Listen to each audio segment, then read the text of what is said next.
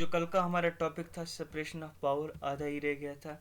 US के views से हमने पढ़ा था, from the view point of USA, कैसे उन्होंने अडॉप्ट किया, क्या उन्होंने किया, वो सब चीज़ें हमने देख ली। लेकिन क्वेश्चन था हमारा अब इंडिया का। यूएसए का क्लियर कट हो गया, लेजिस्लेचर, एग्जीक्यूटिव, जुडिशरी अपना अपना काम करेंगे, लेकिन there is checks and balances system.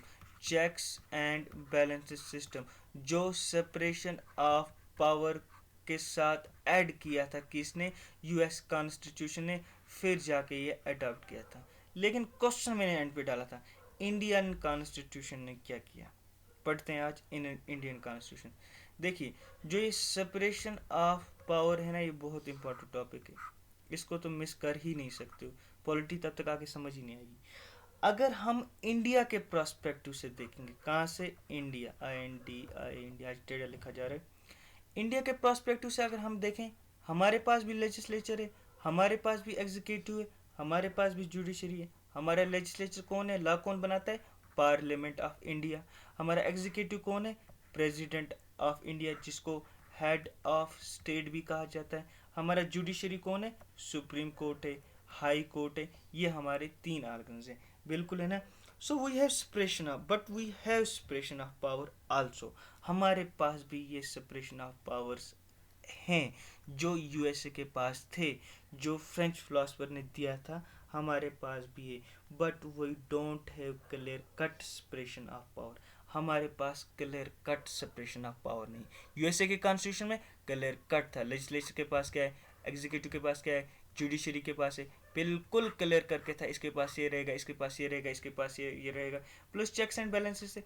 But हमारे पास क्लियर कट ये clear cut separation of power नहीं है।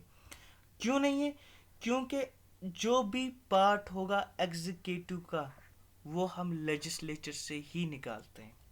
पहला पॉइंट क्या मैंने बोला, however is the part of executive in India is also a part of legislature. That means हमारे पास separation of power executive and legislature के बीच में नहीं है। पहला पॉइंट।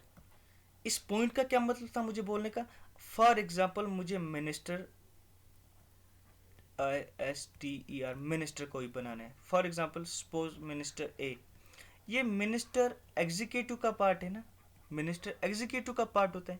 लेकिन ये मिनिस्टर आएगा कहाँ से, ये हर हमेशा लेजिस्लेचर से आता है। लेजिस्लेचर मतलब होता है पार्लियामेंट। जब हमारे पास लेजिस्लेचर होगा, फिर ही हम यहाँ से कुछ बंदों को निकाल के एग्जीक्यूटिव में ऐड करते हैं, फिर ही हम यहाँ से कुछ बंदों को निकाल के मिनिस्टर बनाते हैं, फिर ही हमारा काम आगे चलता है। इसका मतलब अगर हमारे पास लेजिस्लेचर नहीं होगा, दैट मीन्स हमारे पास एग्जीक्यूटिव भी नहीं होगा। अगर हमारे पास लेजिस्लेचर है, हमारे पास एग्जीक्यूटिव भी है। क्यों, क्योंकि एग्जीक्यूटिव हम लेजिस्लेचर से ही निकालते हैं। सपोज ये है एक डिब्बा, इस डिब्बे के हैं 4 हिस्से, ठीक है, इसको मैं कहता हूँ लेजिस्लेचर। अब मुझे एग्जीक्यूटिव बनाना है ना, एग्जीक्यूटिव में इस लेजिस्लेचर से ही ये वाला पार्ट कट करूंगा और उठा के यहाँ पे रख दूंगा। यानी 2 पार्ट इधर गए और 2 पार्ट यहाँ पे रह गए, ये वाला पार्ट, यानी लेजिस्लेचर से ही मैंने एग्जीक्यूटिव निकाला। That means between legislature and executive there is no separation of power, there is no separation of power. ये याद रखना, लेजिस्लेचर, इंडियन लेजिस्लेचर और इंडियन एग्जीक्यूटिव के बीच में कोई सेपरेशन ऑफ पावर नहीं है। तो किसके बीच में, देखते हैं। इस सारे को मैं करता हूँ रब। सपोज करता हूँ मैं एक बात, SUPPOSE, क्या करता हूँ मैं, सपोज एक बात, कल को आपको प्रेसिडेंट बनने का शौक आ गया, आपने कहा जी हमें भी प्रेसिडेंट बनना है, ठीक है। अगर आप भी, if you want to become a president, ठीक है, तो प्रेसिडेंट भी पार्ट ऑफ पार्लियामेंट होना चाहिए। क्यों प्रेसिडेंट ऑफ पार्लियामेंट होना चाहिए पार्ट, क्योंकि पार्लियामेंट बना किसका है, पार्लियामेंट बना है 3 चीजों का। किस 3 चीजों का, Lok Sabha plus Rajya Sabha plus president of India. ये तीनों मिलके बनाते हैं क्या, पार्लियामेंट। बहुत इंपॉर्टेंट पॉइंट है। अगर कल को कोई भी आपको पूछे पार्लियामेंट के पार्ट कौन सा है, पार्लियामेंट किसका बना हुआ है, आपको सीधा जवाब देना है पार्लियामेंट 3 चीज़ों का बना हुआ है, legislature, executive and president of India, that is Lok Sabha, Rajya Sabha and president of India. President of India जो है ना, he is the integral part of parliament, ठीक है। मीन्स हमारे पास separation of power executive and legislature के बीच में नहीं है। क्यों नहीं है? हम क्यों नहीं है? यूएसए में तो है, हमारे में क्यों नहीं है? हमारे में भी होना चाहिए ना, हमारे में नहीं है क्योंकि वही follow parliament democracy, not presidential democracy. USA में प्रेसिडेंशियल डेमोक्रेसी है, हम यहाँ पे पार्लियामेंट डेमोक्रेसी फॉलो करते हैं, just like UK. That is why there is no separation of power between executive and legislature. अगर आपको एग्जीक्यूटिव का पार्ट बनना है, उस पार्ट बनने से पहले आपको लेजिस्लेचर का पार्ट बनना है। अगर आप लेजिस्लेचर के पार्ट नहीं हो, आप एग्जीक्यूटिव के पार्ट भी नहीं बन सकते। हमारे लेजिस्लेचर और एग्जीक्यूटिव के बीच में सेपरेशन ऑफ पावर नहीं है। क्यों नहीं है? क्योंकि हम पार्लियामेंट डेमोक्रेसी को फॉलो करते हैं, just like UK, not presidential democracy जो कि यूएसए में फॉलो किया जाता है। जैसे कि यूके में 2 हेड्स होते हैं। कितने हेड्स होते हैं? 2 हेड्स होते हैं। किसके? स्टेट्स के। इसीलिए हम भी फॉलो करते हैं पार्लियामेंट्री सिस्टम। इंडिया में भी 2 हेड्स होते हैं। कौन से 2 हेड्स होते हैं? एक को हम कहते हैं nominal, NOMINA, nominal head, plus दूसरे को हम कहते हैं real, REAL, real, HEAD, head. कितने हेड्स होते हैं हमारे यहाँ इंडिया में? 2 हेड्स होते हैं। कौन से 2 हेड्स होते हैं? नॉमिनल हेड होता है और कौन सा होता है? रियल हेड होता है। लेकिन नॉमिनल हेड कौन होता है? यही प्रेसिडेंट ऑफ इंडिया होता है। प्रेसिडेंट ऑफ इंडिया को ही nominal head of the state कहा जाता है। और रियल इंडिया कौन रियल हेड कौन सा होता है? उसको हम कहते हैं प्राइम मिनिस्टर। प्राइम मिनिस्टर को ही रियल हेड ऑफ स्टेट कहा जाता है। That is the point. यानी इंडिया में ये प्राइम मिनिस्टर बनने के लिए या काउंसिल ऑफ मिनिस्टर्स भी एक चीज़ होती है। क्या होती है वो आगे मैं बोलूँगा। यानी prime minister plus council of ministers, ये बनने के लिए आपको पार्ट होना चाहिए किसका? पार्लियामेंट का। पार्लियामेंट में लेजिस्लेचर का, क्योंकि पार्लियामेंट में लेजिस्लेचर भी होता है, एग्जीक्यूटिव भी होता है। ये एग्जीक्यूटिव, हम इस टाइम बात कर रहे हैं एग्जीक्यूटिव की, यानी प्राइम मिनिस्टर की और काउंसिल ऑफ मिनिस्टर की। लेकिन ये बनने से पहले आपको पार्ट किसका बनना पड़ेगा? लेजिस्लेचर का, क्योंकि हम फॉलो करते हैं पार्लियामेंट फॉर्म ऑफ गवर्नमेंट, जहाँ पे कैबिनेट जो होती है वो सुप्रीम होती है। और ये कैबिनेट कहाँ से निकाली जाती है? इसी लेजिस्लेचर से निकाली जाती है। समझ में आ रहा है? नहीं आ रहा है? फिर से बोलूं? ठीक है, बोलता हूँ। रुको, कलर चेंज करने दो। मैंने कहा अगर मुझे प्राइम मिनिस्टर बनना है, प्राइम मिनिस्टर के साथ जो बंदे होते हैं उनको काउंसिल ऑफ मिनिस्टर्स कहा जाता है। अगर मुझे ये बनना है या इसका पार्ट बनना है, मुझे पहले ज़रूरी पार्ट बनना है लेजिस्लेचर का। इन दोनों को हम कहते हैं एग्जीक्यूटिव। एग्जीक्यूटिव में ही आते हैं ना। इसका पार्ट बनने से पहले मुझे इसका पार्ट बनना है, फिर जाके मैं ये बन सकता हूँ। ठीक है। यानी क्यों, और ऐसा क्यों होता है? क्योंकि हम फॉलो करते हैं पार्लियामेंट फॉर्म ऑफ गवर्नमेंट, जहाँ पे सुप्रीम कौन होती है? कैबिनेट। ये कैबिनेट, इसको कैबिनेट ही कहा जाता है। कैबिनेट भी आगे पढ़ने में। और ये कैबिनेट कहाँ से निकाली जाती है? लेजिस्लेचर से ही ये कैबिनेट निकाली जाती है। अब जब ये यहाँ से निकाली जाती है, इसका मतलब हम सेपरेशन ऑफ पावर फुल्ली तो नहीं कर रहे हैं ना एक्सेप्ट। हम separation of power fully accept नहीं कर रहे हैं बिटवीन किसके? बिटवीन सिर्फ लेजिस्लेचर एग्जीक्यूटिव की मैं अभी बात कर रहा हूँ। यानी there is no clear cut separation of power between executive. Shortcut में जब आपसे पूछेगा कोई लेजिस्लेचर और एग्जीक्यूटिव के बीच में सेपरेशन ऑफ पावर है, आप बोलोगे नहीं है। बोलेगा क्यों नहीं है? बोलना है क्योंकि हम यूके की तरफ पार्लियामेंट्री डेमोक्रेसी को फॉलो कर रहे हैं, ना कि यूएसए की तरफ प्रेसिडेंशियल फॉर्म ऑफ गवर्नमेंट को। ठीक है, ये बात याद रखना। और जो पार्लियामेंट्री डेमोक्रेसी होती है जो हम फॉलो करते हैं, उसमें आप एग्जीक्यूटिव का पार्ट तब तक बन ही नहीं सकते हो जब तक आप किसका पार्ट नहीं हो, लेजिस्लेचर का। सिंपल। आप मेंबर बन ही नहीं सकते हो एग्जीक्यूटिव का, आप मिनिस्टर बन ही नहीं सकते हो एग्जीक्यूटिव के, आप प्राइम मिनिस्टर बन ही नहीं सकते हो जब तक आप पार्ट किसके ना हो, लेजिस्लेचर के ना हो। ये थी बात बिटवीन एग्जीक्यूटिव एंड लेजिस्लेचर। अगर हम देखें इंडियन कॉन्स्टिट्यूशन में अंडर आर्टिकल 50, आर्टिकल 50 क्या बोलता है? Article 50 in the constitution of India talks about separation of power between executive and judiciary, but not says about separation of power between legislature and executive. जो article 50 of Indian constitution है, ये इसके बारे में जिक्र नहीं कर रहा है, लेजिस्लेचर और एग्जीक्यूटिव के बारे में जिक्र नहीं कर रहा है। ये कह रहा है सेपरेशन ऑफ पावर जो है वो होना चाहिए एग्जीक्यूटिव एंड जुडिशरी के बीच में। यानी 2 पॉइंट्स हमने अभी तक सीखे। कौन से 2 पॉइंट्स सीखे? पहला पॉइंट, इंडिया में भी लेजिस्लेचर है, एग्जीक्यूटिव है, जुडिशरी है, लेकिन एग्जीक्यूटिव एंड जुडिशरी के बीच में सेपरेशन ऑफ पावर बिल्कुल नहीं है।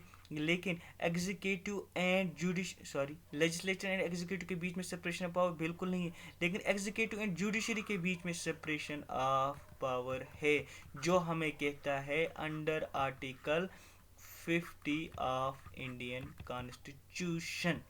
आया समझ में? फिर से एक बार, लेजिस्लेचर और एग्जीक्यूटिव के बीच में सेपरेशन ऑफ पावर नहीं है, लेकिन एग्जीक्यूटिव एंड जुडिशरी के बीच में सेपरेशन ऑफ पावर है।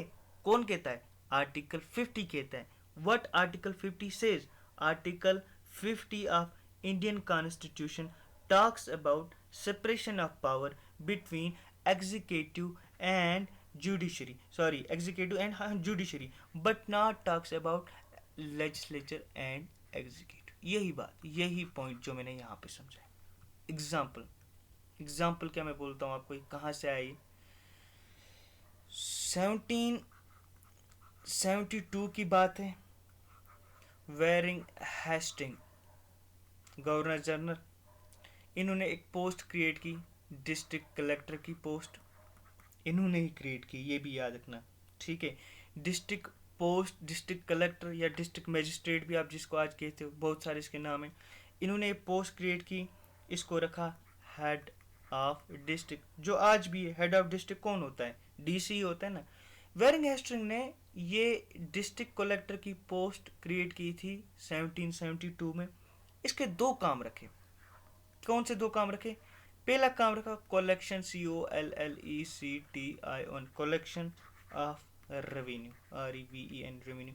ये था इसका पहला प्राइमरी काम। पहला काम इसका था कलेक्शन ऑफ रेवेन्यू, आज भी है ये काम, ठीक है। दूसरा काम था इसका to PRFOR, perform role of magistrate, MEGISTRAT, magistrate. यानी एक हिसाब से ड्यूअल रोल मिले इसको। कितने रोल मिले? DUAL, dual role. क्या बोला मैंने? 1772 में वेरिंग हेस्टिंग ने एक पोस्ट क्रिएट की जिसका नाम रखा डिस्ट्रिक्ट कलेक्टर पोस्ट, जिसको आप डिस्ट्रिक्ट मजिस्ट्रेट पोस्ट आप आज कहते हो। यह डिस्ट्रिक्ट का मालिक होता है, हेड ऑफ द डिस्ट्रिक्ट है ये। इसके 2 काम रखे इसने। क्या काम रखे? कलेक्शन ऑफ रेवेन्यू, पहला काम, और जो प्राइमरी काम था। दूसरा क्या रखा? To perform role of magistrate, यानी रोल मैजिस्ट्रेट का भी परफॉर्म कर सकते हो, यानी जस्टिस प्रोवाइड आप कर सकते हो। और इसके पास इतना पावर था कि ये किसी भी क्रिमिनल को, किसी भी बंदे को आराम से जेल कर सकता था, जो इसका अंडर सेकंड पावर में आता था। मैजिस्ट्रेट का काम क्या होता है? यही काम तो होता है, यानी one hand he has responsibility of management या रेवेन्यू आप जिसको बोलो, at the same time he was also responsible for imparting justice, यानी ये किसी को जेल भी कर सकता था। ये किसका काम था? डिस्ट्रिक्ट कलेक्टर का। किसने पोस्ट क्रिएट की? वेरिंग हेस्टिंग ने। कब पोस्ट की? 1772 में। और ये काम चलता रहा। कब तक? 1973 तक। पोस्ट कब क्रिएट हुई? 1772 में। काम कब तक चलता रहा? 1973 तक। इसके बाद क्या हुआ? तो सुनिए आगे की कहानी। जो ये डिस्ट्रिक्ट मजिस्ट्रेट की या डिस्ट्रिक्ट कलेक्टर की पोस्ट थी, इसके दो काम दिए गए। एक को हमने बोला एग्जीक्यूटिव मजिस्ट्रेट प्लस दूसरा हो गया जुडिशियल मजिस्ट्रेट, यही दो काम थे। एग्जीक्यूटिव मजिस्ट्रेट के अंडर क्या आता था? Collection of revenue. Judicial magistrate के अंदर क्या आता था?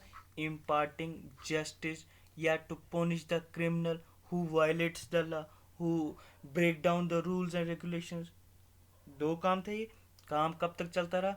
1973 तक। उसके बाद क्या हुआ? इंडिया ने इनेक्ट किया क्रिमिनल प्रोसीजर कोड। क्या होता है सीआरपीसी? हम पढ़ेंगे आगे। बोलने का मतलब 1973 के बाद इंडिया ने इनेक्ट किया क्रिमिनल प्रोसीजर कोड, और इस क्रिमिनल प्रोसीजर कोड की मदद से, इस क्रिमिनल प्रोसीजर कोड की मदद से इसने इस काम को ख़त्म कर दिया डीसी का। यानी अब डीसी का ये काम नहीं है, सिर्फ एक काम ही है। तो ये काम कहाँ गया? जो जुडिशियल मजिस्ट्रेट का काम है वो कहाँ गया? ये इसने दे दिया जी डीसी, सॉरी डिस्ट्रिक्ट जज को। डिस्ट्रिक्ट DIST डिस्ट्रिक्ट जज, इसको मैं साथ में लिखता हूँ डीजे, ये वो वाला डीजे नहीं है, ठीक है।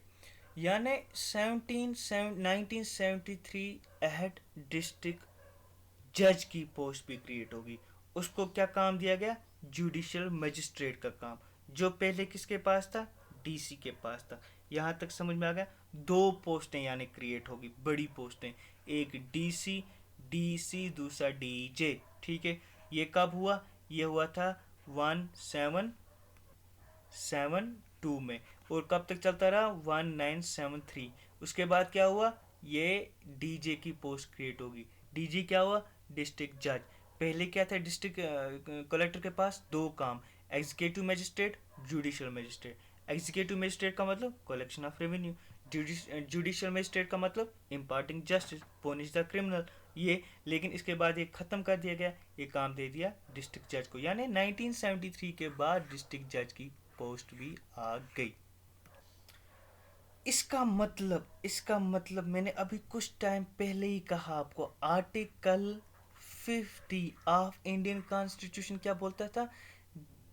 एग्जीक्यूटिव एंड जुडिशरी के बीच में सेपरेशन ऑफ पावर्स होना चाहिए, बट लेजिस्लेचर एंड एग्जीक्यूटिव के बीच में सेपरेशन ऑफ पावर नहीं होना चाहिए। ये बात हमने देखी, इस बात की एक्सप्लेनेशन मिल गई आपको। ये इसका मेंबर बनने से पहले बंदा इसका मेंबर होना चाहिए, लेकिन फिर कुछ टाइम के बाद ये काम इन्होंने कर लिया, यानी एग्जीक्यूटिव और जुडिशरी को आपस में अलग कर लिया, बिल्कुल अलग कर दिया। एग्जीक्यूटिव के लिए कौन सी पोस्ट है? ये वाली डीसी की पोस्ट। जुडिशरी के लिए कौन सी पोस्ट है? ये वाली डिस्ट्रिक्ट जज की पोस्ट। यानी एग्जीक्यूटिव एंड जुडिशरी जो आर्टिकल 50 ऑफ इंडियन कॉन्स्टिट्यूशन में कहा गया था, वो इंडिया ने कर लिया, अकॉर्डिंगली हो गया, एग्जीक्यूटिव जुडिशरी से अलग हो गया। That means in crux if we say that there is no separation of power between legislature and executive, फिर से मैं बोल रहा हूँ, and there is separation of power between executive and judiciary. दो पॉइंट्स में बार बार रिपीट कर रहा हूँ इसलिए क्योंकि ये दो पॉइंट्स इंपॉर्टेंट है याद रखने। But the question is, do we follow the doctrine of checks and balances which is followed by USA? Yes, we follow. जो यूएसए में doctrine of checks and balances है वो हम बिल्कुल फॉलो करते हैं। लेजिस्लेटिव हमारे पास है, एग्जीक्यूटिव हमारे पास है, जुडिशरी हमारे पास बिल्कुल है, ठीक है। लेजिस्लेचर एग्जीक्यूटिव पे नज़र रखता है, ये याद रखना। हाउ? सपोज करता हूँ मैं, अगर प्राइम मिनिस्टर है प्लस इसकी काउंसिल ऑफ मिनिस्टर्स हैं, अगर ये मेजॉरिटी लूज करेंगे कहाँ पे? लोकसभा के फ्लोर पे। अगर इनके पास मेजॉरिटी नहीं होगी कहाँ पे? लोकसभा में। आपको पता है जब भी प्राइम मिनिस्टर या काउंसिल ऑफ मिनिस्टर एग्जीक्यूटिव, जब भी कोई पावर में गवर्नमेंट आती है ना, उसको मेजॉरिटी अपनी प्रूव करनी पड़ती है on the floor of Lok Sabha. अगर ये प्राइम मिनिस्टर या काउंसिल ऑफ मिनिस्टर जो इसके होते हैं, अगर ये अपनी मेजॉरिटी को लूज करेंगे कहाँ पे, लोकसभा में, इनके पास ऑप्शन सिर्फ एक ही बचता है। क्या बचता है? इनको रिजाइन देना पड़ता है, क्योंकि ये प्रूव ही नहीं कर सके इनकी मेजॉरिटी। ये किसने कहा था? लेजिस्लेचर ने कहा एग्जीक्यूटिव को, चलो जी आप अपनी गवर्नमेंट बना लो, हमें कोई एतराज नहीं, आ जाओ पहले अपनी मेजॉरिटी प्रूव करो, दिखाओ जी हमें अपने बंदे कहाँ पे। अगर वो अपनी मेजॉरिटी प्रूव करती है, वेल एंड गुड, वो वहाँ की गवर्नमेंट बन जाती है। लेकिन अगर वो वहाँ अपनी मेजॉरिटी प्रूव नहीं कर सकती, तो उसके पास रिजाइन के अलावा कोई ऑप्शन नहीं होता।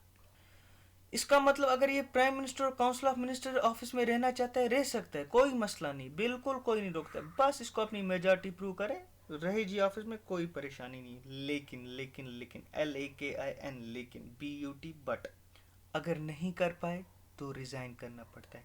इनके लिए कुछ इंस्ट्रूमेंट्स यूज़ किए जाते हैं पार्लियामेंट में।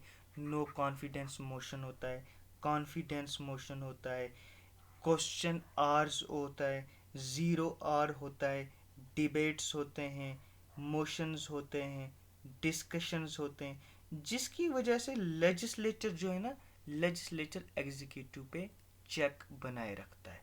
किसके थ्रू बनाए रखता है? कुछ इंस्ट्रूमेंट से, जैसे नो कॉन्फिडेंस मोशन है, जैसे zero hour, ZEROHOUR, zero hour है, जैसे डिबेट्स हैं, जैसे डिस्कशंस है। यानी इनके थ्रू अगर कल को कोई क्वेश्चन किसी मिनिस्टर से करता है कोई बंदा, कहाँ पे, पार्लियामेंट में, उसको उसका जवाब देना ही है। कोई डिस्कशन होती है, उसको पार्टिसिपेट करना है, ज़ीरो आवर होता है। ये इंस्ट्रूमेंट्स क्या है, पार्लियामेंट में पढ़ेंगे। बोलने का मतलब लेजिस्लेचर ने एग्जीक्यूटिव पे बिल्कुल दबदबा बनाए रखा है। कहाँ पे? इंडिया में रखा है। ऐसे अगर हम बात करें जुडिशरी की, जुडिशरी ने बिल्कुल एग्जीक्यूटिव पे वर्क चेक एंड बैलेंस करके रखें। कैसे? कल को एग्जीक्यूटिव कोई भी पॉलिसी इम्प्लीमेंट करती है, सुप्रीम कोर्ट क्वेश्चन आराम से उसको कर सकता है, बताओ जी पॉलिसी क्या है, कहाँ से आई, क्यों आई, रीजंस क्या है।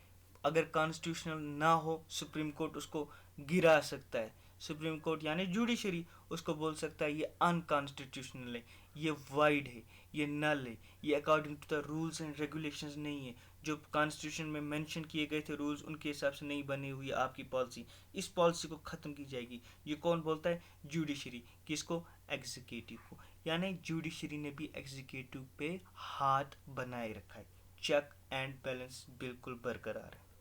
लेकिन जुडिशरी सिर्फ एग्जीक्यूटिव पे नज़र रखे हुए नहीं, जुडिशरी लेजिस्लेचर पे भी नज़र रखे हुए। कैसे? सेम, अगर कल को कोई लॉ बनाता है, कौन? लेजिस्लेचर, क्योंकि इसका काम ही लॉ बनाना। अगर ये according to the rules and regulations, according to the provisions of the constitution नहीं, इसको भी आराम से unconstitutional, null and void declare कर सकती है जुडिशरी, कोई परेशानी नहीं है। यानी लेजिस्लेचर ने एग्जीक्यूटिव पे नज़र रखे, जुडिशरी ने एग्जीक्यूटिव पे नज़र रखे, जुडिशरी ने लेजिस्लेचर पे भी नज़र रखी। इस नज़र रखने को ही कहते हैं चेक्स एंड बैलेंसेस। ये चेक्स एंड बैलेंसेस नहीं होगा ना, ये खुद में ही एक बन जाएंगे, क्या खुद में ही पता नहीं क्या बन जाएंगे। लेकिन नज़र रखे हुए, कोई एक दूसरे के खिलाफ नहीं जा सकता, कोई ऐसा रूल रेगुलेशंस ना ही बना सकता है, ना ही इम्प्लीमेंट कर सकता है, क्योंकि नज़र है। This is called doctrine of checks and balance, और doctrine of checks and balance. अगर हम इसका क्रक्स देखें, इंडिया वाले केस का क्या क्रक्स निकला हमारे पास, एक मिनट मैं कलर करता हूँ चेंज। हाँ, क्या क्रक्स निकला? एग्जीक्यूटिव जो है इस पे लेजिस्लेचर की बराबर नज़र है। कैसे नज़र है? मैंने बोला एग्जीक्यूटिव जो है इस पे जुडिशरी की भी नज़र है। कैसे है? मैंने बोला लेजिस्लेचर जो है इस पे भी जुडिशरी की नज़र है। कैसे? मैंने बोला। मतलब इन क्रक्स अगर मैं शॉर्टकट में बोलूँ, ला कोई ऐसा बना नहीं सकती, अगर बनाएगी तो उसको जुडिशरी उसी टाइम ख़त्म कर देगी, नज़र है। ठीक है, जुडिशरी पे खुद पे भी, इंडिया की जुडिशरी पे भी नज़र है। कैसे? वो बताता हूँ डिटेल में। ठीक है, एक मिनट। अगर कोई भी मेंबर जुडिशरी का है, कोई भी मेंबर जुडिशरी का है, चाहे वो सुप्रीम कोर्ट का हो, हाई कोर्ट का, उसको अपॉइंट कौन करता है? President of India. वो अलग बात है कि रेजोल्यूशंस पहले पास किए जाते, क्या सिस्टम होता है, हम एट द एंड इफेक्ट देखना है, वो हम बाद में डिस्कस डिटेल करेंगे। जुडिशरी के मेंबर को कौन अपॉइंट करता है? President of India. President of India that means executive. Judiciary को अपॉइंट करता है President of India. President of India खुद किसका पार्ट है? खुद ही एग्जीक्यूटिव का पार्ट है। जुडिशरी के मेंबर को, ये हमने अपॉइंटमेंट की बात की, अगर इसी जुडिशरी के मेंबर को रिमूव करना हो, रिमूव यहाँ पे मैं आ रखता हूँ, ठीक है, अगर इसको रिमूव करना हो, ये भी किस पे डिपेंड है? प्रेसिडेंट ऑफ इंडिया पे। और इसके लिए भी रेजोल्यूशंस पास किए जाते हैं। रेजोल्यूशंस पहले पास कहाँ किए जाते हैं? लेजिस्लेचर में। देखो देखो देखो, बात को समझो, क्या समझना है? जुडिशरी पे भी नज़र है, बिल्कुल नज़र है। बताओ जी कैसे नज़र है? जुडिशरी का मेंबर कोई है, उसको अपॉइंट अगर करना हो, कौन करता है? प्रेसिडेंट ऑफ इंडिया, यानी executive. Why? Because President of India is a part of executive. Judiciary के मेंबर को अगर रिमूव करना है, कौन करता है? President of India. इसके रिमूव करने के लिए पहले रेजोल्यूशन पास करते हैं, वो पास कौन करता है? Legislature. So it is through the appointment यानी ये वाला पार्ट, एंड रिमूवल यानी ये वाला पार्ट, समझना। It is through the appointment and removal process that is like appointment of जज, लाइक रिमूवल ऑफ जज, लाइक अपॉइंटमेंट ऑफ जज बाय सुप्रीम कोर्ट, ये जो यहाँ पे मैंने बोला, लाइक रिमूवल ऑफ द जज बाय द लेजिस्लेचर, यहाँ पे मैंने जो बोला। All through this process, judiciary is also kept under check. That is, we also follow doctrine of checks and balances. हो रहा है ना अब चेक्स एंड बैलेंसेस। जुडिशरी के मेंबर को अपॉइंट करना है, प्रेसिडेंट ऑफ इंडिया ही करेगा। जुडिशरी के मेंबर को अपॉइंट करना है, एग्जीक्यूटिव अपॉइंट करेगा, यानी इसके मेंबर को कहाँ गया? हाँ, लेजिस्लेचर, जुडिशरी, एग्जीक्यूटिव। मैं यहाँ पे दिखा देता हूँ, लेजिस्लेचर, एग्जीक्यूटिव, जुडिशरी। जुडिशरी के मेंबर को अपॉइंट करना है, ये करेगा। जुडिशरी के इसको जुडिशरी के मेंबर को रिमूव करना है, यही करेगा, यानी president of India. But resolution पहले कहाँ डाला जाएगा? लेजिस्लेचर में। यानी जुडिशरी, एग्जीक्यूटिव की भी इस पे नज़र है, लेजिस्लेचर की भी इस पे नज़र है, यानी कोई कुछ इन तीन आर्गन्स में डिस्क्रिशनरी कर ही नहीं सकता। Why? Because there is checks and balances system. लेकिन लेकिन लेकिन ये सारा सिस्टम जो है ना, ये हम बुक्स, डॉक्यूमेंट्स, पेपर में ही पढ़ते हैं, किताबों में ही पढ़ते हैं। हकीकत क्या है वो देखते हैं। ये जो अभी तक पॉइंट्स था, वो था स्टैटिक नॉलेज। स्टैटिक नॉलेज का क्या मतलब होता है? यानी ये चीज़ें लिखनी है, ये प्रोसीजर है जो मेंशन किया गया, ये सारी चीज़ें बिल्कुल लिखनी है। लेकिन अगर हम करंट अफेयर्स को थोड़ा यहाँ पे कनेक्ट करें, करंट अफेयर्स को कैसे कनेक्ट करें? जो ये चीज़ें हमने पढ़ी अभी, ये जुडिशरी के बारे में सारी, इतनी सारी चीज़ें, क्या ये ग्राउंड पे हो रही है कि नहीं? हम देखते हैं ग्राउंड रिपोर्ट इसकी कल बराबर 9 बजे लगेगी, ग्राउंड रिपोर्ट, जहाँ पे हकीकत दिखाई जाएगी आपको। क्या ये जो हमने अभी पढ़ा, क्या ये ग्राउंड पे हो रहा है इंडिया में कि नहीं? अगर हो रहा है तो ठीक है, और अगर नहीं हो रहा है तो नहीं ठीक है। यानी static portion, separation of power topic का ख़त्म, ये टॉपिक ख़त्म। लेकिन करंट अफेयर की एक स्लाइड और आ जाएगी 10-20 मिनट की, जिसमें हम सिर्फ इतना देखेंगे, जो भी हमने चीज़ें अभी तक पढ़ी, क्या ये ग्राउंड रिपोर्ट पे हो रही हैं कि नहीं हो रही है? अगर नहीं हो रही है, क्यों नहीं हो रही है? अगर हो रही है तो क्यों हो रही है? सारी हम देखते हैं। बने रहिए, अगले एपिसोड में मिलते हैं। Thank you.